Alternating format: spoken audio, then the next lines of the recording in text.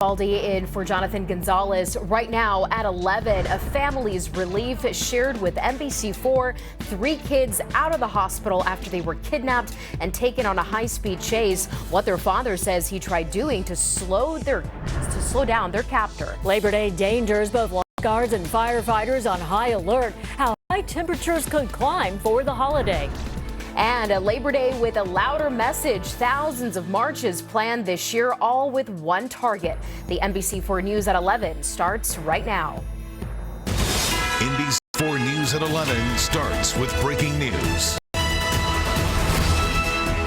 We begin with breaking news. An all-out earthquake disaster in Afghanistan after a magnitude 6.0 at this hour. Information is still coming in from abroad. Officials say at least 250 people have been killed. The quake hit around 12:30 p.m. our time. You can see the epicenter here near the border of Pakistan, just 17 miles from the major Afghan city of Jalalabad. We will keep following this as sizable aftershocks are still coming in. And now to our 2 parents speaking to NBC4 for the first time since a trip to a 7-Eleven with their kids became a nightmare. On Friday, as someone stole their car in East LA with the 3 young kids still inside. Then the case ended in a high-speed crash on But tonight, some news. We saw all 3 kids leave the hospital. Tracy Leong was with them, and she is live in LA tonight with what they had to say. Tracy. Yeah, Camilla and Kathy, the parents tell me they are relieved to finally bring their 3 young boys home after spending 2 long days in the hospital. And that they're grateful to everyone who's reached out to help them and offer support through donations. Oh no, he just crashed. News Chopper 4 capturing a dramatic pursuit of a kidnapping suspect that stole this Chrysler sedan. 3 young children. The LA says their mother took her car outside a 7-Eleven in East LA. When she went inside, a 35-year-old man jumped in and took off. Black hoodie, get in the car, and drive off. The parents asking for privacy, requesting their family's identities be hidden. The mother and father speaking to us, and their cousin, Catherine Tax, to translate. It was hard, to see kids being taken and, have them.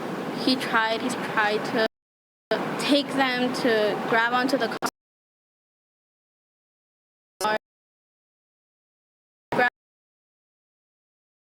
The LASD says the driver officers on a chase that ended in Malibu when he crashed on PCH. The driver tried running away but was ultimately caught and arrested. The father and 3 boys were taken to the hospital with non-life-threatening injuries. The boy's father was treated for upper body injuries after he was dragged trying to stop the driver and released Saturday along with their 2-year-old child. The 7- and 9-year-old boys were released Sunday night. The 7-year-old is recovering from surgery and will need rehab for a dislocated hip. I'm more relieved that the kids, her baby, her 2 sons, although kind of injured, and her husband are able to go home. Although they're all battered, it's just being together as a family. The LASD says the man arrested for the kidnapping pursuit remains hospitalized and unidentified. They have been unable to ID him through their fingerprinting system, and he's not in a condition to talk to detectives. Reporting live in downtown LA, Tracy Leong, NBC4 News. All right, Tracy, thank you. In Southgate, breakfast interrupted for diners and employees at a burger spot. An LAPD car crashing into the side of Bobo's Burgers. 2 suspected burglars got away. Police say they started chasing them around 7:15 this morning. No one was hurt in the crash, but the 2 men got away. Now to our Labor Day weather and that dangerous heat in more ways than one. Not only have there been hundreds of rip current rescues at our crowded beaches this weekend, but look at this here in just a moment. A 7-acre brush fire burning close to some homes. This was in Sylmar. Forward progress stopped a few hours ago near the Lopez Canyon hiking trail. Also caught some of the fire goats hard at work, helping clear some brush. Luckily, it was kept at bay. Meteorologist Shauna Mendiola is here tracking all of this heat in your first alert forecast.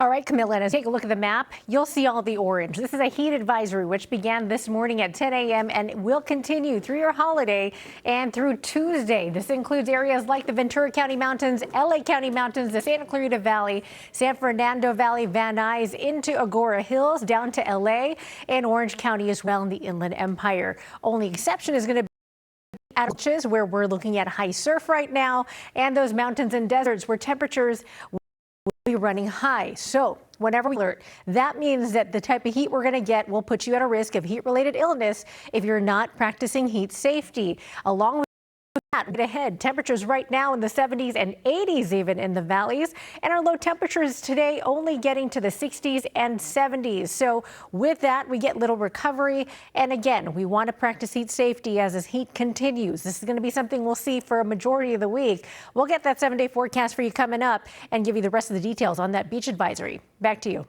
Shauna, thank you. The best way to check in on the heat where you live is with our NBCLA app. You can get 24/7 first alert radar and helpful videos to beat the heat. That includes all our weather coverage online, like what parts of the valley seem to get so much hotter than other parts of LA. Just search the username at NBCLA. It is one of the biggest issues in our area, and tonight we have some new numbers on the immigration raids in our area. Homeland Security says as of last Tuesday, 5,000 people have been arrested in LA since the Trump administration's enforcement operations earlier this year. ICE is firing back in the newest case. The owner of a balloon business in Studio City is now in federal custody. Her husband is selling a green card, but ICE says there's more to the story. NBC4's Ariella has more on this family's now uncertain future. I am totally lost my feeling. Even though I was thinking, what a life I have.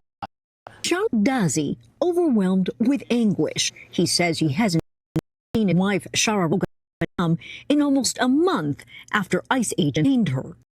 I had a green card, and also she passed exam citizenship. She was waiting for ceremony. The Iran has owned the balloon shop at Studio City for almost 2 decades. Hushang said his wife received a letter of invitation for an in-person meeting.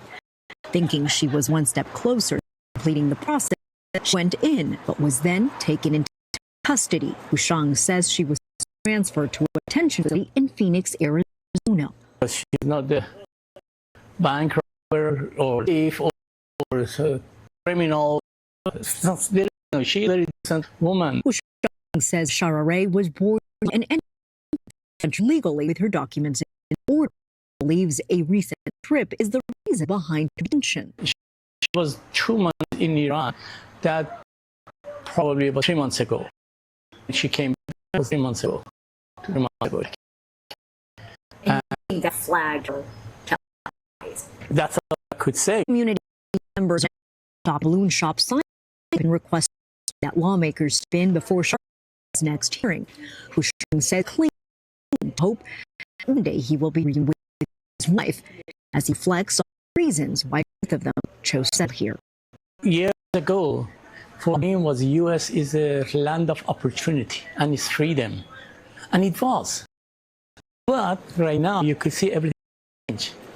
You don't feel secure anymore. In Studio City, Riola, NBC4 News. We received this news statement that reads in part, despite being granted the opportunity to remain in the country between August 2015 and May 9, 2019, Magadam was accused of 2 separate theft offenses, demonstrating a clear disregard for U.S. laws and her subject removal under U.S. immigration law. Tomorrow is Labor Day, and the largest federation of labor unions in the U.S. is hosting a day of action. Nearly 1,000 demonstrations are being dubbed the Worker Over Billionaire protests. And here's a look at just some of the cities in Southern California where they are being held. They are taking place in all 50 states. opposition to the Trump administration's policies. This is the first time we have seen a nationwide planned protest against Trump administration. On June 14th, millions of people rallied in the so-called No Kings protests, and more recently, on August 2nd, there were rage against regime demonstrations. Now to our wildfire recovery and how a lot can change just a year, because we all remember the now almost 8 months ago, the destruction and despair of the Eaton fire, but emotions are different tonight as a little bit of normalcy returns to a corner of Altadena. We had our Macy Jenkins there for the celebration, all just in time for Labor Day. It's been 235 days since Altadena Town and Country Club members watched their beloved house burn to the ground. Well, today, dozens of families returned to the property for a celebration of resilience and a chance to reconnect with neighbors they haven't seen for quite some time. Nearly 9 months after the Eaton fire forced them to flee their community, Altadena